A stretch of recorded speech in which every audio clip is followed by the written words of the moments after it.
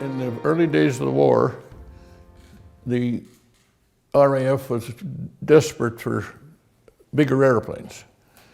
And Aviation built an airplane called the Manchester, and Rolls-Royce built engines called the Vulture.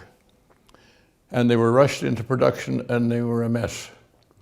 So the engineers at Avro took the fuselage from the Manchester, the undercarriage, the outer wings, the tail section, expanded the inner wings and put 4 Merlin engines in it, and that's the birth of the Lancasters. 90% Manchester, but they rebuilt it and made a beautiful airplane out of it. The target was Stuttgart, and we were on our way home about 500 feet above the cloud deck, and suddenly a night fighter popped up out of the clouds.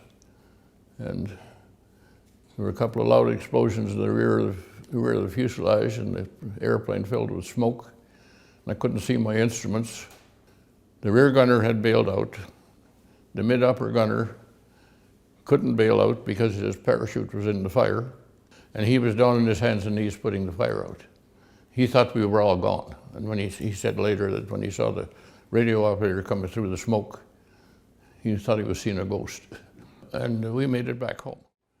To give you an example of an American B-17 squadron was diverted to our aerodrome in Lincolnshire because of weather.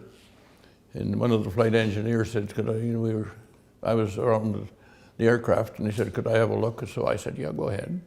And his comment was, because we just had 4 303s in the rear turrets and 2 in the upper turret. And he said, you mean that's all you got, those little pea shooters? And just then, the bomb trolley started rolling up, and he counted 16,000 pound, 1,000-pound bombs going up into the bomb bay, and he walked away shaking his head and said, I guess maybe those pea shooters aren't so bad after all, because that was twice the load of a B-17.